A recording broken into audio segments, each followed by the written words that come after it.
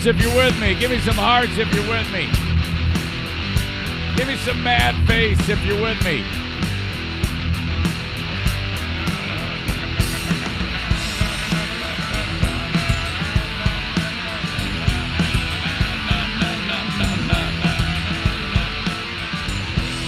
Woo! Oh my gosh. Thank you so much for being part of the Eric Zane Show Podcast. This is recorded on Thursday, the 9th of January. It is colder than a witch's titty out there. Oh, man, the wind's blowing, and it's just crazy cold. Benny, being that that dog was, hasn't spent a winter up here, was a San Antonio, Texas dog. He is such a wimp, man. You get that guy out there, and, he's walking around with one eye, bumping into shit, and you let him out there. He gets one step out there, and then he'll lift one paw up, like, oh, he's such a drama queen, and then he's, like, shaking, and then he'll put the one foot down and lift the other one up, and he's like, oh, I'm so tortured. It's like, do you know, are you forgetting where you came from? You were minutes away from being put down, and you probably would have been happy with that, considering you were sleeping on this cold floor in this intimidating, ridiculous shelter where oh my God, better accommodations in the Alamo in San Antonio than this kill shelter that we pulled you out of. Quit being such a wimp. My gosh, that dog has a big appointment on Monday to fully determine through a blood test that the dog is 100% heartworm free. This has been a long process, just as Dr. Karen promised. 9 months to get rid of heartworm, to be completely 100% confirmed. It has been expensive, and it kind of just fell into my lap, and we picked up the fumble and ran.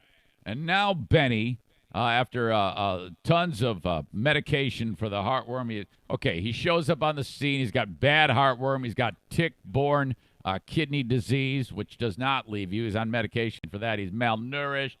He's got this huge cyst on his belly. He looks like shit. You can see his ribs. He hates everybody. He's got one eye. His face is shaved because he just had the eye ripped out of his head. My God. And I'm like, yeah, we'll just give him away to somebody. Nobody's got to take that dog. Are you kidding? Come on. You're getting that dog. You're doing it. Well, all right.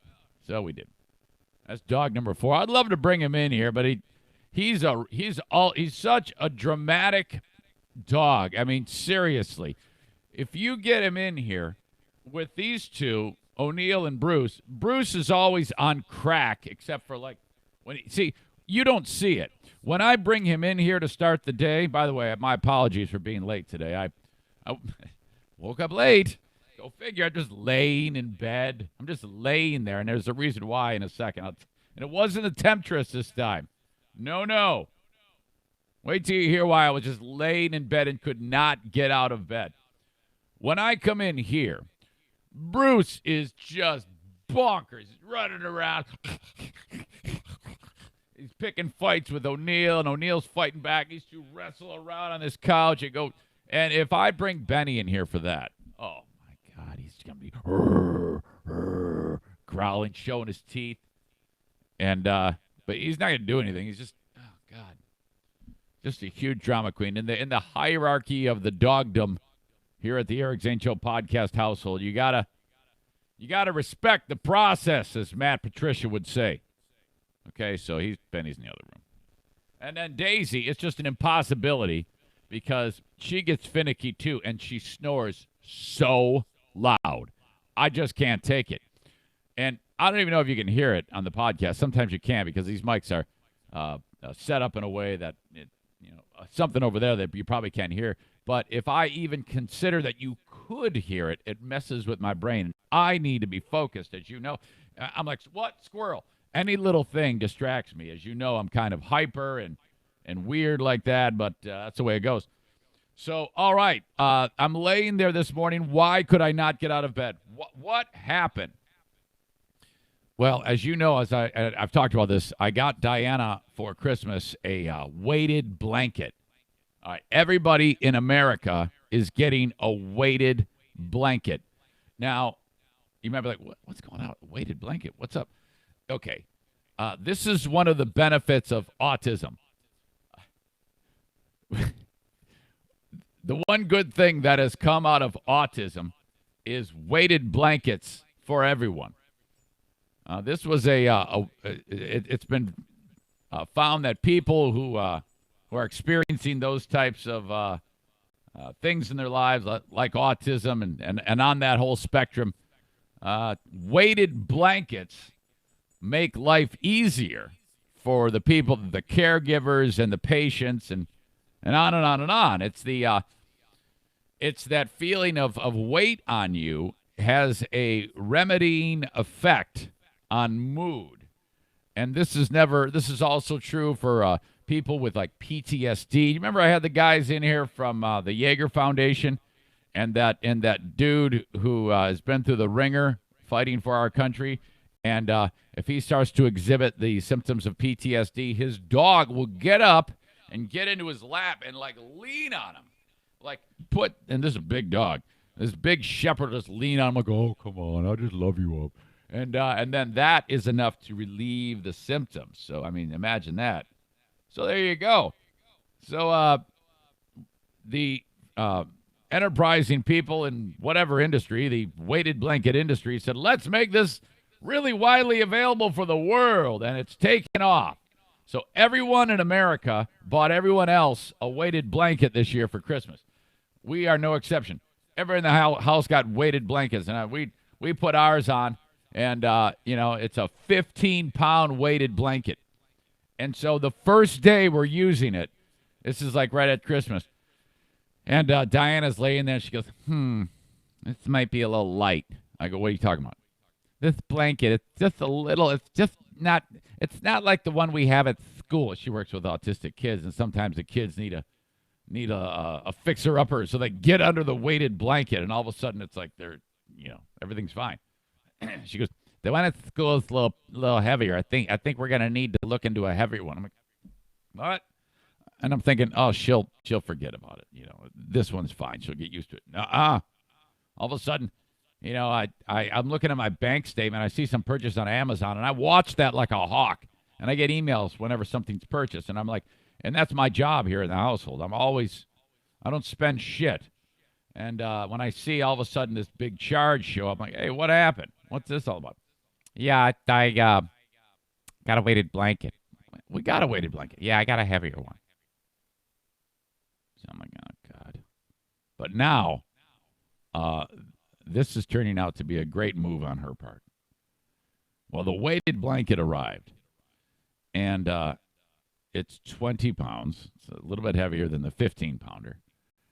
And I go, why don't we really amp this up and put the 20-pounder on top of the 15-pounder? On top, on top of each other on the bed. So she does that last night. And this is insane. My God, I got into this bed. It's like the compression is like it's like nothing else. It's so fantastic. You've got to try this. And now what I'm concerned about though is death, because if we get used to this, what's next? We're going to add another 20 pounds of weight, and before long, I've got Big Drew pre-bariatric surgery laying on top of us while we're trying to sleep, and then all of a sudden we're both going to die of SIDS because of the sheer mass that's like weighing down on us. But man, last night was spectacular. I'm like laying there. It's like, oh God, this is just the best. It's kind of weird to describe, and I don't even know if I'm capable of doing that. But it was awesome. You gotta try this. Game changer. I normally wake up quite a bit during the night, and not last night. I was just gone. And then the alarm goes off today. We did not go to Hudsonville Fit Body Boot Camp. Dinah likes to go every other day, and I'm like, all right, well, this is like a vacation. And sleeping into 6:20. Did not want to get up, man. Hit snooze once, hit snooze twice. Diana gets up on the first snooze. I'm like, how do you do that? And everybody's getting ready on all this activity in the house. I'm like, oh, fuck it. I'm just laying here all for the rest of my life. I'll be like, get in bed. We'll be like John and Yoko. Do it. So how many of you get that reference? I'm guessing few of you do get the John and Yoko reference. I made a reference the other day to a stampede in the Iranian funeral deal, and I referenced the Who concert. Not a one of you reached out to me getting that reference. You cannot look it up. Man, this is really bad. If you don't get my old man references, that means the end is near for your old pal Eric Zane. It's just not going to work out. I'm going to continually reference. Yeah, just like Bertie Getz. Oh, my God, yeah, you probably busted out your Merlin game. Oh, my God, yeah, we're going to head over to Boblo Island. What the fuck is wrong with me? All right, welcome into the podcast.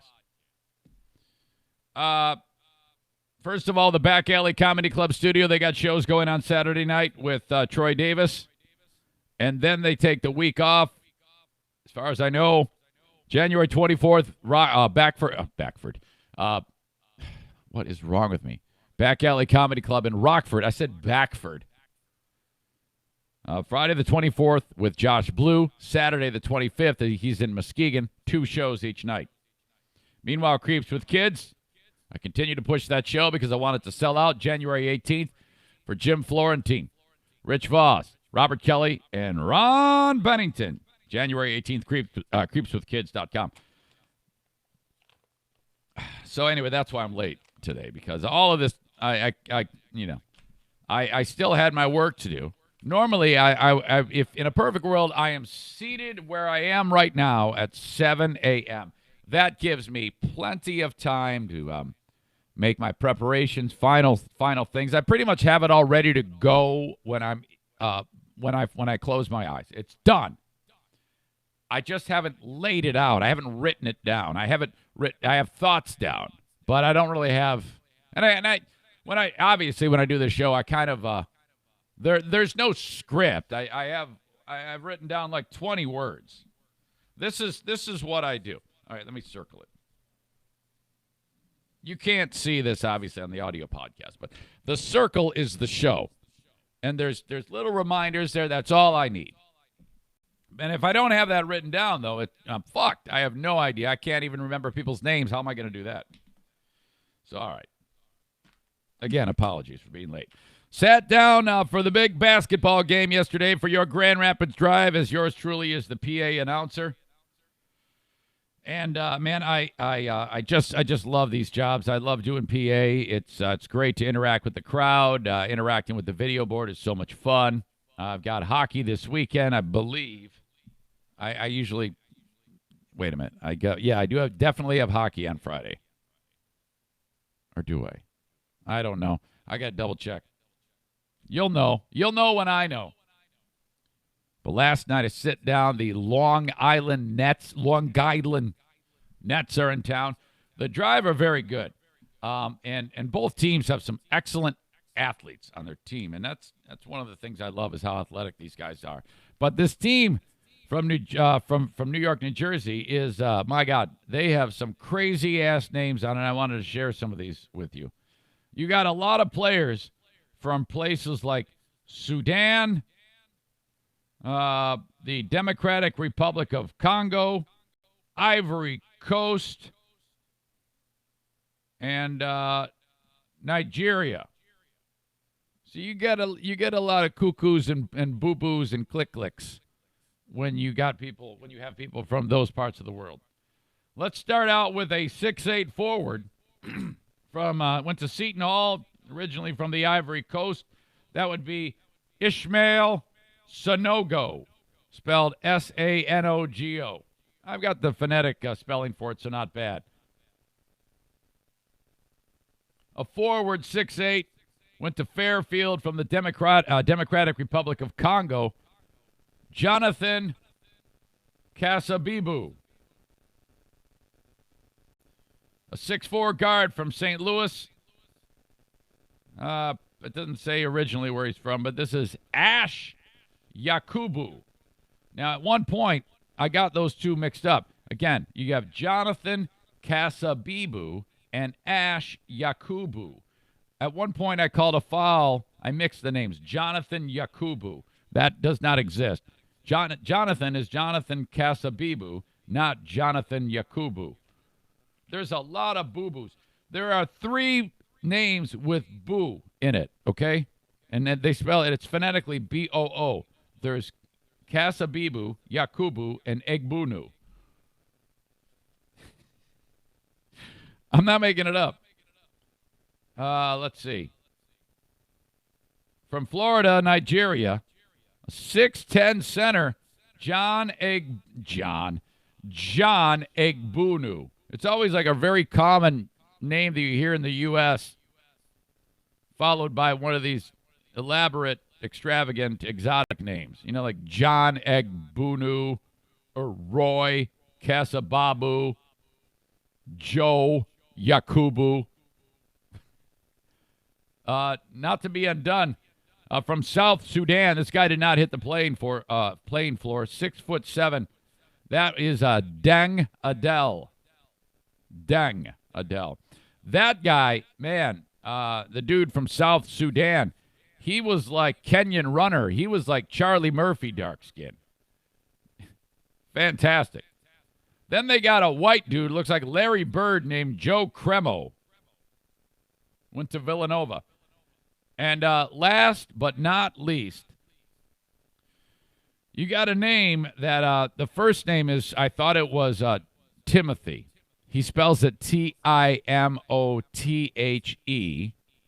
This is from France. And then the last name I cannot pronounce. And he has his heritage goes back to like a place like Sudan, but it doesn't indicate. I'm only assuming because he has a lot of woo-woos and Lulus in his name. But Timothy, it is not Timothy at all. This guy's name, he has 3 names, and I was so hoping he'd get on the court because I wanted to be able to say, Nets foul, number 9, Timote Luwawu Cabarro. 3 names, Timote Luwawu Cabarro. Wow. 6'7" guard forward from France. Nice. Fun time at the Drive game, to be sure, man. There was nobody there. There was no one there at all, and I can't figure out why. I mean, we had a great crowd the previous home game. Wednesday night, what the hell, man? Oh, my God. So much action in these games. Some crazy, crazy dunks by Dante Hall. This guy is just a dream to watch. A walk-on forward who is just, man, that guy is he's a flyer. He's probably going to make it into the NBA. And the fact that he started the year as a walk-on, you know, he just shows up in street clothes to the G League tryout and makes it on. He's fantastic. Good time at the Drive game, to be sure. They had like a dance group there, like a bunch of kids. They sell a group ticket package. What you do is you go to the dance troupe. It was like a bunch of kids. It was like 50, 60 kids. They all get tickets. Their parents go. They all buy tickets. It's a group sales thing. And then they get to perform at the event. So the group warms up, and then they perform at halftime, do their little, kid dance deal. There you go, dance expressions or whatever they are. And then everybody leaves. The whole stadium was them. There was no one else there. I'm like, what the fuck is wrong with you people? You can't leave early. You were just there to see your kids? What a smack in the face that is to the players. Jesus, stay. There's like no one there. Crickets. I don't know how that is, man. The game is great. You got to go. All right. Speaking of basketball, I want to talk to you about this. You remember old-timer Dick Vitale? Dick Vitale, basketball announcer, former coaching legend. I think he actually coached your Detroit Pistons back in the day. at a time when I was making bad references. So if you hear me reference Dick Vitale, that from back in the day, that's exactly what I'm trying to do. All right, buy time because you just lost what you wanted to talk about. Where is it? Where is it? Where is it? Oh, damn it. Man, this happens to me so much. I apologize. This is what happens when you're free solo. When you're like Alex Arnold. Dick Vitale tweeted this out, and it had everybody perplexed. Dick Vitale tweeted, like many, I've been following the news involving the attacks on the al-Assad bases in Iraq by Iran. Obviously in the news. Next sentence. Also, I've been checking Hoop News, and 4 teams should get a tip of the hat. Rutgers, Providence, Maryland, and Boston College. They've had wins over Penn State, Marquette, Ohio State, and yes, Virginia. What's going on there? Does somebody need to do a well check on old Dickie V? First sentence is, likely have been following the news of the attacks on al-Assad bases in Iraq by Iran. Everybody's probably like, oh, wow, he's delving into politics. And then he just stops. And then also, I've been looking at these teams. What? What the hell just happened to Dickie V? The follow-up tweets are just hysterical. And this is proof positive that Twitter giveth some of the funniest things you can find. Giveth and we receive. This person tweets, Dickie, love the show. First-time caller. You think Rutgers can sneak by Iran without Soleimani in the first 4 games in Dayton? I'll hang up and listen. And that started it. Next guy. Massive presence in the paint for the Ayatollahs to replace there. Look for Rutgers to take it to the rack early and often. Follow up. Interesting. My thinking was Rutgers might release a barrage of long-range bombs to secure the victory. Don't have to hit them all, but enough will get the job done.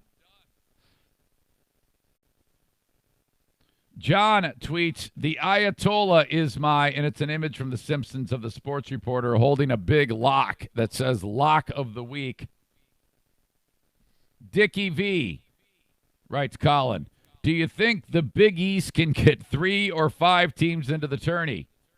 And will you condemn any and all military actions by the United States in Iran?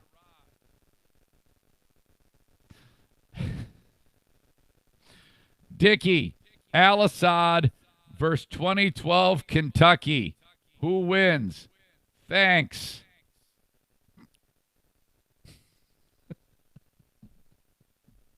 Oh, my God. All right. When I come up or when I get done with these reads, I think I've got a story for you that might get me in trouble. When I say get me in trouble, I just mean because the people that are involved in the story are usually a pretty sensitive and humorless bunch when it comes to what affects them. So I'm concerned about that to some degree. Probably not.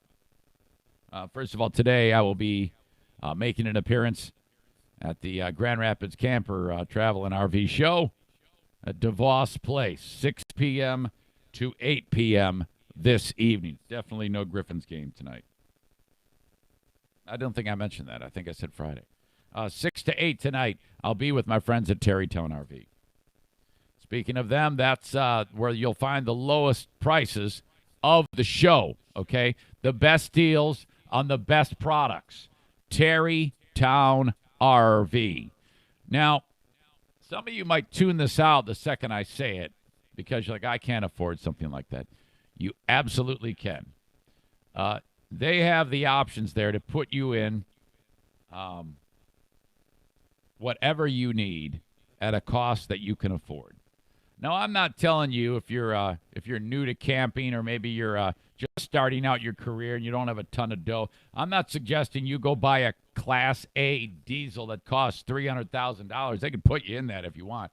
I'm talking about something a little bit more for you in your price spending point area. They have them all, from small, medium to large, economical, super extravagant. I like the ones that pack the most people in them, that you don't mind, getting a little dirty. They can put you in something like that, too. Terrytown RV is the best. They're online at terrytownrv.com. Come see me at the show this weekend. I'll help you look at some of the great pieces that they have. Friday from 4 to 6, I'll be there, and then Sunday again from 2 to 4. Thank you to Terrytown RV. As you know, Blue Frost IT, the managed IT service provider for this podcast. Thank you so much to them. And, from small and medium-sized business, they are the number one authority on making sure that your tech is working the way it should be. You need to sign up, reach out to them. They will quote you an estimate, a price as to what it takes for them to be your monthly go-to, if you will, for everything you need for all of your tech in a managed IT service provider environment. So if things go south on your business, on the tech side, computers, whatnot, they are the ones to look into it for you. It's kind of like having your own on-staff tech team there. That's what a lot of people are doing these days, is turning to folks like Blue Frost IT. So there you go. Think of them. Blue Frost IT, online at bluefrostit.com, 616-200-8550. Call Ashlyn today. All right. The story's going on in the state of Michigan, but it can be applied just about anywhere because we're living in a day and age where, there's a lot of, acceptance. Everybody's got to have their place in the world, We got to be, have plenty of options for everybody in the world. And would it surprise you right now? Can you tell that I am struggling to find the son of a bitchin' clip? Damn it. All right. Hold on. This is like the third day in a row that I've done this. Oh, God. I wish I had the tires screeching sound effects. I actually record them onto my file, and then I save it, and I upload it, and then I forget to actually put it on the set. This is what happens when you wake up late under your weighted blanket like a moron and sit there and lay in bed. No more. Never again. I'm done with this. Would you please send me an email lecturing me about how stupid this is? God. How many more times am I going to put myself through this? I got to get it. I cannot wait. Come on. All right. I think we're getting close. Come on, please, please. I can't take it. Oh, God, no. No. So embarrassing. See, the reason why I record the audio is because then I don't have to deal with this, and here I am with my thumb right in my asshole. All right, you got to buy me 25 seconds of time. Awful. Get your T-shirts at ericzaneshow.com. We got long sleeve, short sleeve, multiple colors, different blends, different styles to look at. Not to mention hats. I am fond of the Zany Bunch T-shirt, which features all of the pets that we have in this household, including the one-eyed ones. All right. In Michigan, there's an option on your driver's license. In 2021, officials say by then they hope to have a third non-binary gender option on driver's licenses and state IDs. News 8's Justin Kolar has a look at why department leaders say this could be life-changing. To some, it's just a letter on a plastic card, your sex on your driver's license. But to others, like the folks here at the Grand Rapids Pride Center, it means validation and potentially something even more. It makes you feel like there's no place for you if there's no acknowledgement that you even exist. Which is why the Michigan Secretary of State is working to see if that non-binary X could mark the spot. I always wondered if that was an option, if X was an option for me, would I do it? And now I know I want to be first in line. All right, now this... Boker identifies as non-binary, a term used to describe people who don't see themselves as male or female. This is a perfect example of this. Right now, their she looks driver's absolutely like a licenses don't dude, but is reflect a the woman, reality as far as I in know. which they live. If I checked guess I'm M or not F, sure. I would feel inauthentic, and I would feel as though I am not conveying who I really am. Oh, God. Misgendering. It's something the Secretary of State soon hopes to avoid. When people can't put what the sex that they live with on their driver's license or their state identification, that leads to confusion, as well as harassment and all sorts of other problems for those members of our society. The solution is not as easy as simply adding a letter. It's acknowledging a culture. Just having that availability acknowledges us in a really concrete way. Something the These people state seem like hopes they're to do humorless. soon. We are in the very preliminary stages Person of seems like she exploring doesn't have whether or any not this fun would be whatsoever. feasible I in actually feel bad 2021. for her. 14 other states in the It. District of Columbia already offer gender-neutral IDs. Michigan's decision to do so will be made possible only by pending upgrades to the state's mainframe technology. Upgrades, they say, could change lives. There are people for whom this would change their lives in a significant way, and so they are thrilled. I don't get how, but all right. That this is a Makes potential you happy. opportunity for down the road. And Boker says it certainly would for them. We don't like to be put in boxes necessarily. Yeah, no, you're not in any Label boxes. that we put on ourselves, a name that we claim, helps us define to others who we are and helps us explain to others who we are. It's something that I'm really happy about. Oh, it's a pain in the ass is what it is. Holy shit. Yeah, definitely. Do it. Just so you'll shut up. You should be allowed to put whatever the fuck you want on there. Just leave us alone and go away and quit telling the world about it. Nobody gives a shit. Oh, my God. You need to... Okay, where do you pee? Where does the pee come out of? That's the first question. So, all right, yeah, the pee comes out of a hole at the end of a wiener, or does it come out of a vagina? Please tell me. Well, it comes out of a vagina, but you don't want to be a woman. No. Okay, well, all right, what do you want? I want to be able to be non-binary. Okay, you got it. Is that it? Yeah. Why can't we do that? We should absolutely allow these people to do what they want. Because here's the thing. It seems to me like these people are so tightly wound that there's just not a lot of bright spots when you have to sit and your job all day is to petition the world to put an X on your driver's license. Holy shit. Something tells me that people who have to deal with this shit, and I do believe that this is a thing. I don't believe that there isn't. There's just a lot of people like, okay, yeah, well, no, you're either a guy or a girl. I don't necessarily agree with that. I'm actually of the persuasion that something has happened, I don't know what, that makes them feel the way they feel. And I have no idea because I haven't walked one step in, I don't even know what to say, that human being's shoes. She's got a button on there that says they, them, and I'm like, all right. Now, to me, that does sound, I want you to also to know that this all sounds ridiculous to me, completely ridiculous. But I do respect that that is something that they go through because I've made this very clear, I cannot relate to what you're going through. So why is this a big deal? Why are we even talking about this? If somebody wants to put whatever the fuck on their license plate, how does that, if they're saying this is going to change their lives, well, let them. You know, who cares? I'm not going to hang out with them anyway.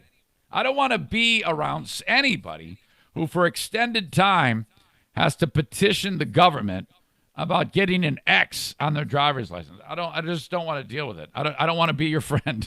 No, you've got your own friends, but I think you should absolutely have that, but stay the fuck away from me. So, all right, there you go. All right, that was a complete train wreck. My God. In just a second, I have to tell you about a horrible incident that happened. If I have the audio, God, did that piss me off. Could you tell? Let me make sure I got this. Yes, I do. This is an incident that happened in a school in New York, and you won't believe it. I don't understand how this takes place. A teacher is in some serious, serious hot water over something that he did, and I think that it is appropriate. I'll tell you about it in just a second. Henry Steffes is the realtor of choice for the Eric Zane Show podcast. You can reach out to him by going to thesteffesgroup.com. Get your home sold appropriately. I'm not just saying get your home sold fast. Your home is going to sell fast in this market. But you got to make sure you ask the right price. Henry, he doesn't like me to quote this, but he has a tendency to get more for the people that he works with than what they were asking for in the first place. Okay? He's got some voodoo he does. I don't know if it's the charm of the red-rimmed glasses. I have no idea.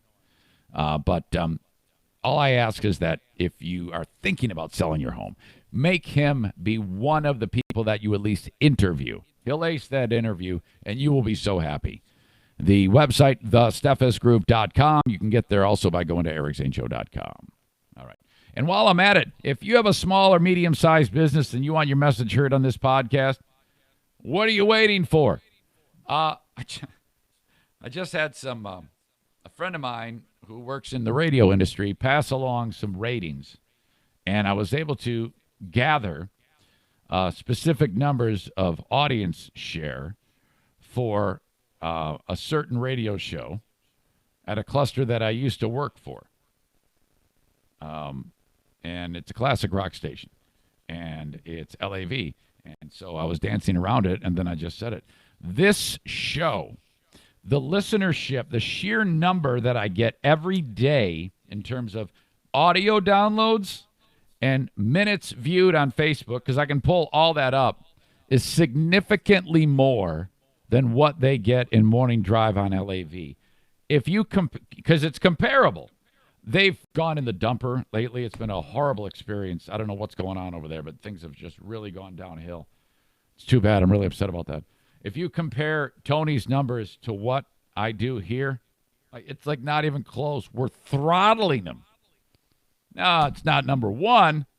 I mean, it's a top 10 number, but still, I'll take it from a dormer above my garage. And the beauty of it is I'm charging a pittance compared to the overcharged disaster across the street. So there you go. That's what I do, and I want you to be part of it. Reach out to me, Eric at ericzaneshow.com. In fact, my non-solicit just expired, so I'm now cutting into the people that advertise on his show that I used to advertise on mine. He's in my crosshairs, and so I'm directly going after the clients associated with his show and saying, look, this is what he does. This is what I do. This is a bigger number. You should give your money to me. So that's like my latest thing. I'm really proud of that. Eric at ericzaneshow.com. All right, you will not believe this. So there's this school in New York somewhere. I think it's, I don't know, one of the boroughs. They go to the Bronx Zoo. It's part of a higher education for high school zoology class. So you got these really bright kids go to the zoo. And the professor, the biology teacher, he takes a bunch of pictures of the kids at the zoo. And then he, like the next week, he goes, hey, let's sit down for class. It's Friday, Friday fun day. Let's watch the slideshow of our trip to the Bronx Zoo. And all the students are all high school kids. They go, yeah, all right, it sounds good. So they start watching it. They go, oh yeah, here's Josie with the penguin. Look at it, isn't that great? Oh, look at this here, Malcolm is with the spotted leopard. So much fun. Oh, so-and-so's getting a snow cone. We love the zoo. This is education at its finest. Oh, look at this. And there's a picture of a big, gnarly baboon. And it says Monkey See written on it. So, it's Monkey See, Monkey Do. And you might be like, uh-oh. If this is a news story, Zane's talking about it. and the word monkey is used, you know what's coming. Yep. The next slide says monkey do with 4 of the black students standing there. What the fuck? Now, even if you're a full-on racist denier, you know, because a lot of times you get that in this day and age that we live in with red state, blue state. And I actually subscribe to this, that there is a lot of race baiting in the world where things that aren't racist are said to be racist, you know? Like sometimes when Colin Kaepernick says shit, I'm like, that's race baiting, that's bullshit. Even the most staunch person who says that everything is race baiting would not say that this is race baiting. This is full-on racism. This is the worst. If it's not, it's the most stupid thing on the planet. What person would ever do something like this and claim ignorance? You know, there was a moment in Monday Night Football when there was a receiver for the Washington Redskins who is a black guy. I think his name is it doesn't matter. Some black guy catches the ball, and Howard Cosell goes, "Oh, that little monkey gets loose." And the rest of the crew got all awkward. This is in the 80s. It ended up being the last thing Howard Cosell ever did on TV. They fired him in the 80s. Yeah, you don't want to do that. Now Cosell did not mean a thing. There's audio of him referring to all sorts of white people as a monkey. And he's old, so I don't know. But it's just, you just can't. It can't happen, ever. So the teacher does this shit, and the story's blown up now. Now, it's kind of going back the other way because there's a lawsuit now for $12 million. Now, I can't say that I agree with that. I don't think that there should be a $12 million lawsuit against whoever, the schools or whatever it may be. So this is just fucked. Take a listen to this. This is from a TV station in New York. It kind of repeats what I said, but there's quotes from like the kids and whatnot. Bronx Zoo has resulted in a multi-million-dollar lawsuit. A teacher under fire for allegedly using pictures of his black students and a photo of a gorilla in a class presentation that are calling racist. CBS 10 New York's Jennifer McLogan reports from Suffolk County. How could it be otherwise? Remember, this is a zoology class, so evolution is taught. The parents of 4 black high school students are filing a federal lawsuit against the Longwood School District in Suffolk County after a science teacher created a slideshow that included a picture of a gorilla with an image of the 4 teens with a monkey see, monkey do caption. Yeah, I didn't know that they were going to put it in that perspective and show us compared to monkeys. Yeah. The teacher took the pictures. That's the kid. Can you imagine how awkward that would have been in the classroom? How quiet it would get. All those kids, they obviously know better. You just can't do that. You can't go down that road. This is so bad. And let's just say, for the sake of this commentary, that the teacher actually has no idea that there was, and just is ignorant and has no intentions of doing it. And he's like, what the fuck is wrong with you guys? Why is everybody busting out their phone and recording me right now? What is happening? The Bronx Zoo during an advanced zoology course field trip. Just before December break, he presented it in a PowerPoint to his classes. The 4 students say they were humiliated when they saw themselves. I said they had us like slaves. I posted it on my Snapchat on social media, and in the actual specific picture of the 4 guys, they were in a line and their hands were on each other's shoulders, like looking at the camera. So they were posed. They were told to stand that way. So I don't know if there's a slavery connotation there, but I do believe that. Yeah, I believe that this was done with ill intent. I actually side with them on this. Asked me to take it down. He says he was threatened and pressured by it. Sorry, I'm jumping around. Let me back up. This is a quote from the kid who shot a Snapchat of the thing and posted it, and the school saw that, and they demanded he take it down. Oh, that makes it look even worse. Themselves. I said they had us like slaves. I posted it on my Snapchat on social media, and he asked me to take it down. He says he was threatened and pressured by administrators to delete the video or face suspension. This is institutionalized racial superiority. Us African Americans been through this already, and it's coming back again about us being compared to monkeys. I don't think we should be compared to any animal. Longwood administrators say the zoo field trip and slideshow. I agree with them, and you know what? I take it back. They should get $12 million. They should get $12 million, and it should be put on pay-per-view when the school district actually hands them a briefcase full of money, opens it up, and says, here you go, here's your money. Because we need more stupid people to see shit like this happen so that they cannot make the same mistake again. I hate it. Really, really makes me mad because, white people like me who love everybody get looked at as fucking maniacs because of these stupid fucks who say that black people are monkeys. And I'm fucking sick of it. You ruin it for the fucking good white people who love black people, you assholes. So absolutely, give them their money and then fire this fuck.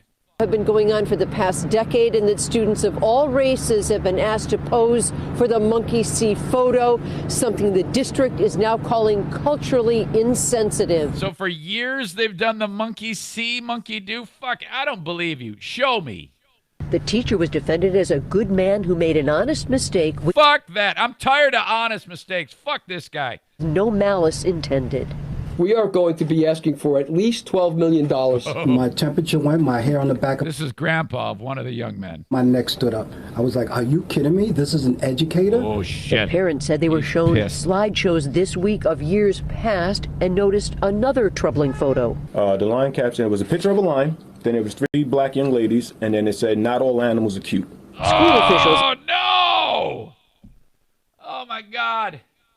It gets worse. And the teacher hoped to meet with the parents and students. Called the black chicks animals and says that they're ugly. What the fuck is going on with this class? 4 teens have been encouraged not to return to science class since the incident. Jennifer McLogan, CBSN, New York. Holy shit. Ooh, bad, bad, bad. Pay the fuck up and get the fuck out. Oh, that story. Holy shit. Man. All right, we need a good news story, and I'm going to get to it next. Everybody that is enjoying this podcast right now, whether you're on Twitter, whether you're on, and that's at Eric Zane Show, Blue Frost IT Twitter handle. If that's on Facebook, brought to you by Irvine's Auto Repair. If you're on YouTube, brought to you by me, search Eric Zane Show on YouTube. By the way, first of all, before I get to that, the picture quality on YouTube and Twitter is, like, awesome, and Facebook is a shit show. Well, it's a little better now, I guess. I think I made one adjustment that makes it look a little bit better. I put it into HD, but it's still a little fuzzy. Why is that? I don't know. Anyway, or if you're listening to the audio podcast, you've all been touched by cancer. You either know someone, you're dealing with it yourself, you've had someone pass away. I mean, seriously. A new study just revealed that the cancer death rate for the big ones, skin and lung, are dropping like a stone. Huge positive story about cancer, of all things. If I have it. Yeah, I got it. There it is. I'm gun shy. I'm afraid I don't have any of my audio with all these stories. All right. Gun school happens January 16th in Holland Township at 4:30 in the afternoon, I guess. Here it's night.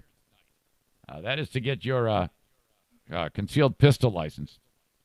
Steve Prince, United States Army Major retired, teaches the class. If you've always wanted to carry a pistol concealed, then every single one of you should be carrying a pistol concealed. The authority on teaching you in the great state of Michigan is Steve Prince. The class is $125. It takes place. This next one takes place over 2 days.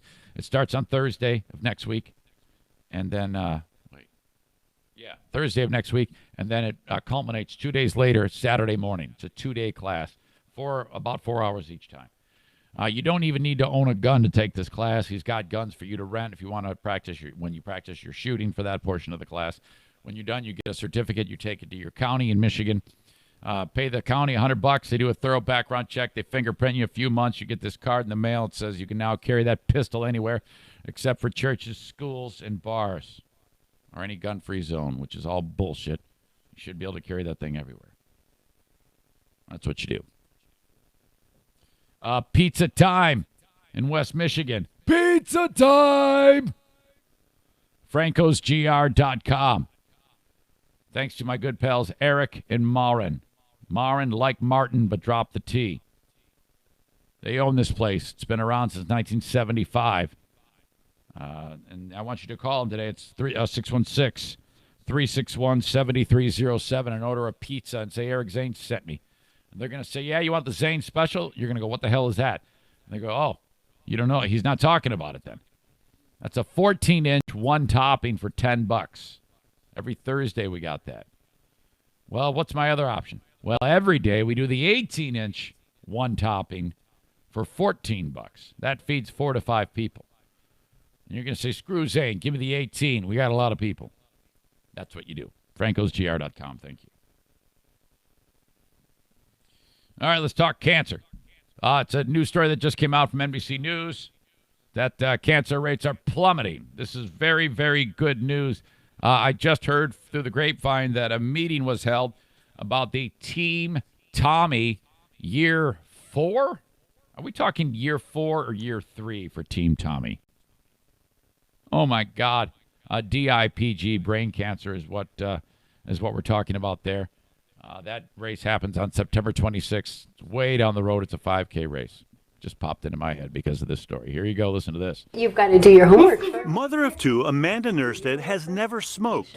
So when she was diagnosed with stage 4 lung cancer, she was shocked. I asked the surgeon, how much time do I have left? And he said I had 2 weeks to 9 months to live. Now, more than 3 years later, there's no sign of the disease. A new report from the American Cancer Society found the largest year-to-year drop in cancer mortality ever recorded. Lung cancer and melanoma patients especially benefiting from new drugs that use their own immune system to fight the disease. We're discovering that medicines can really make a difference. It's not just earlier diagnosis and prevention strategies. But cancer is still the second leading cause of death for Americans. And according to the report, progress is stalling on some forms of the disease. Colorectal cancer and breast cancer are of concern because we have very good screening for those cancers, and not everybody's taking advantage of that. Amanda's doctors at MD Anderson Cancer Center targeted a specific tumor mutation with a drug she still takes twice a day to keep her cancer free. Right now, I'm doing great. Decades of work developing new drugs, now paying off by saving lives. Good job. Dr. John Torres, NBC News, New York. Good news there. Love that. Love that. I had a relative, my cousin Sarkis. He's dead now. This is the damnedest thing. Sarkis went to the doctor because he was having symptoms of diabetes. So he goes to the doctor. And I'm not making this up. This is the craziest damn story. On a Friday, the doctor says, yes, you have diabetes. You're also riddled with cancer. Start making your plans for your funeral. He was dead Monday. Now, he felt, this is weird, because he felt otherwise fine other than the symptoms of diabetes. So I still have never been able to piece this together in my brain as to what actually went down. Yes, you have diabetes, and you'll be dead shortly. Monday, he's gone. What? My God. That reminds me.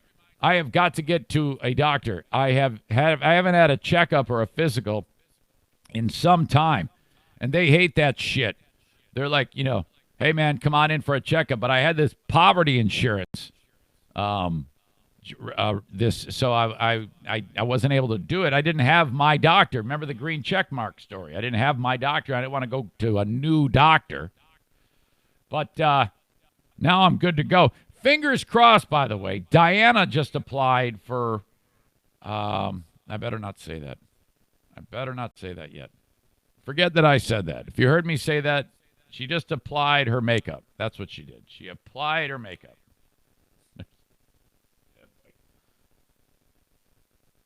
All right. I want to talk one more story. Do you remember last January about the kids from the Catholic school in, I think, Cincinnati?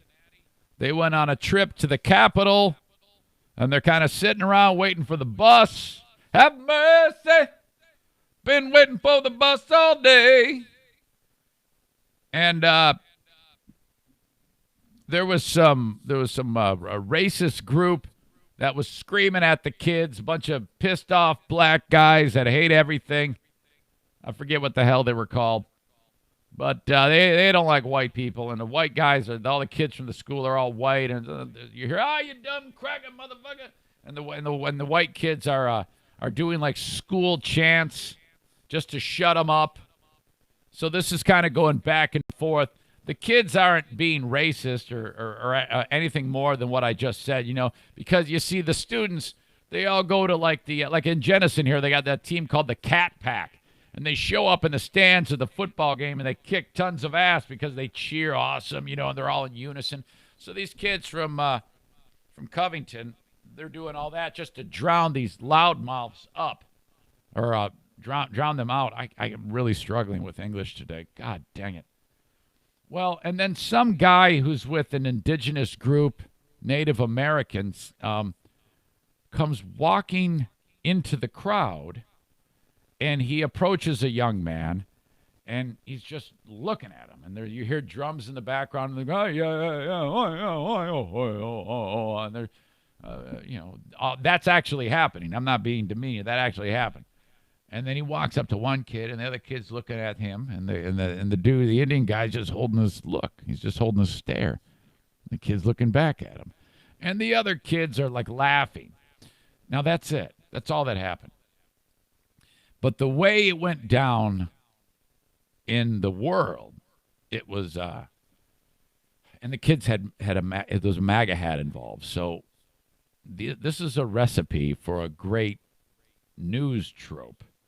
It didn't actually happen.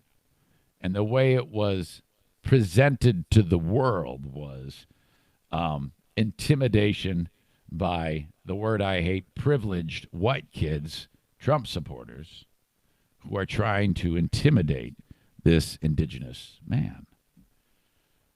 And so everybody jumped, including me. The next day, I didn't do my research, and I haven't made that mistake again, as far as I know. And I attacked this kid. His name is Nick Sandman, and I was like, man, that kid's an asshole. This is terrible. Look what he did. He's trying to intimidate this kid, that rich fucker. Oh man. But that isn't what happened at all. What happened was what I described to you in the first part of this.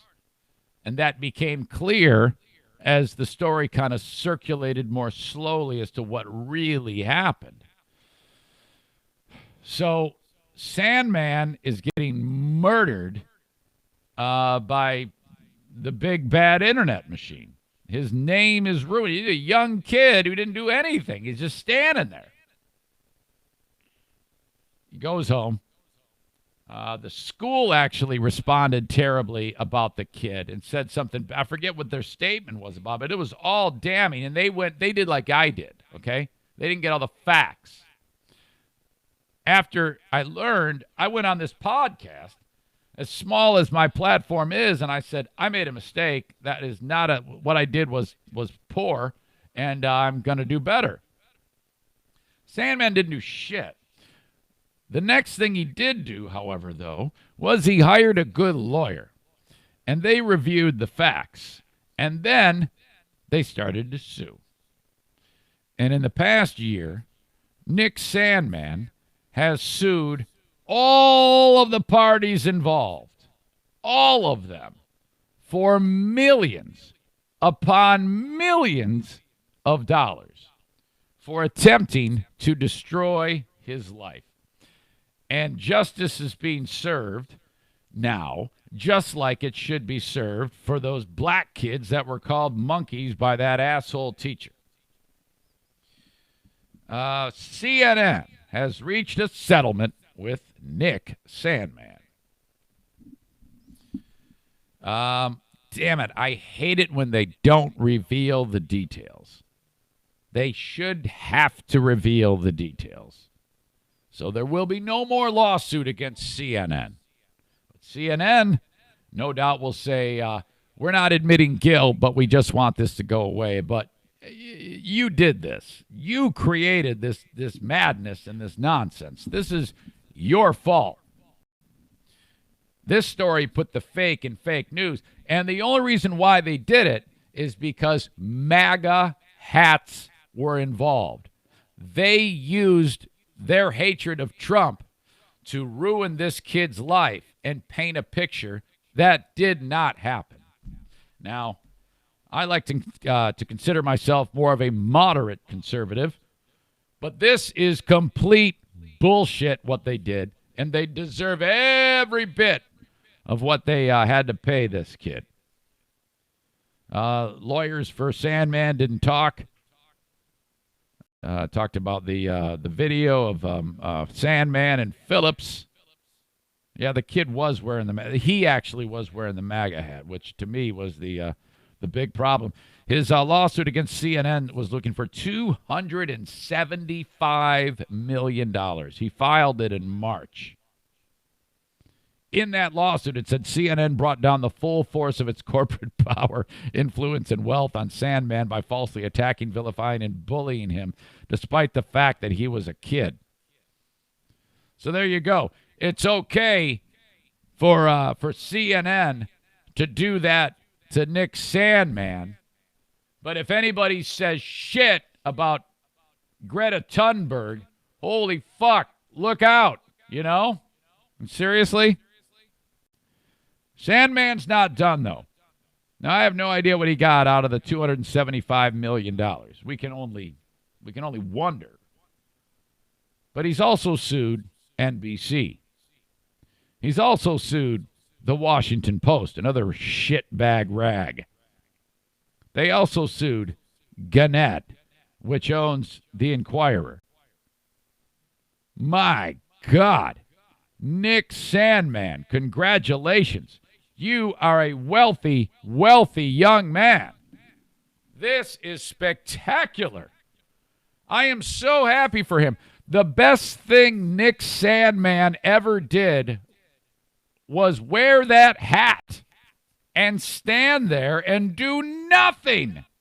Nick Sandmann woke up that day. He put on the hat. He was going to see some sights at the Capitol. He was going to see those loudmouths who he should pay that loudmouth group of black guys. He should donate to them because he's a rich man. Because had they not started being pricks to the kids would never have started chanting towards them. And then Nathan Phillips would never have come to Nick to help him. Sandmann needs to pay all these people.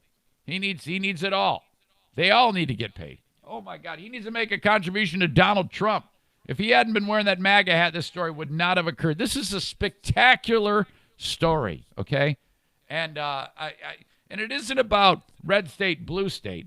It's about the coverage and the intense hatred for Trump, as evidenced in this story. Nick Sandmann does not exist if there is no hatred for Donald Trump. Is that not fabulous? That's incredible. Man. Absolutely great story. So I got an email, and I don't know what's going on here because I don't really recall, but I got an email from this guy, and he's a fan of the show, but I'm not sure what he's getting at. I apologize. Everything's slow today, but David sent me an email, and he writes, he includes the link for Nick Sandmann about what I just talked about. And I wouldn't, I'm glad he sent me the link because the story had slipped my brain. Go figure. And David wrote to me, he goes, I still believe you are wrong in your stance. And he included the link about Sandmann getting the cash. And I wrote back, which one? I had two. I flip-flopped on this one. First, I thought he was wrong. Then I got the facts, and I went the other way. And I haven't heard back from him. I'm wondering which one he's referring to. Because if he says I'm wrong on thinking Sandmann should get the money, well, then I'm going to have to fight you in the street because you're wrong. You're absolutely wrong. If you listened to this podcast today, you heard me make so much sense in my idiocy during the whole first 50 minutes of it. It's all outweighed by the brilliance that I have shown in the last 6 minutes of top-notch commentary. I really feel like I'm brilliant right now because my points are true and accurate, and I really am proud of me and going forward in what I've said in this entire segment. I think I'm great. I really do. God, I've got a high opinion of me. It's so bad. It's nauseating, frankly. I don't know how you people endure this. But anyway, that's going to do it. Go! Send you got comments, Eric at ericzaneshow.com. I'd love to dispute this shit with you. This is the only podcast where you can have a guy siding with the black kids saying that they should get money and siding with the white kid MAGA hat wearer. This is the only show in the world that would do such a thing. Any other asshole show would say that wasn't racism about the kids with the monkey see, monkey do. And then they'd say what they wanted to say about Sandman. I'm the only guy. This is a common sense, brilliant, brilliant show is what it is. I'm not done. I got more for you on Patreon. If you think this was fun, wait till you hear that shit. What are you waiting for? If you get on Patreon, you got a chance at a $1,500 prize of a carpet installation from Bennett Flooring Installation, and all you have to do is be a member on Patreon, and you're in the drawing. Sign up at patreon.com/Eric Zane. Plus some more huge opinions. We'll talk to you down the road, folks. That will be tomorrow. I'll see you at the Camper and RV Show tonight, 6 p.m. to 8 p.m. I'll be at Terrytown RV. If I cross the threshold to another RV place, I'll turn to stone. 6 to 8 tonight, Terrytown RV. I'm going to sell you an RV. Oh!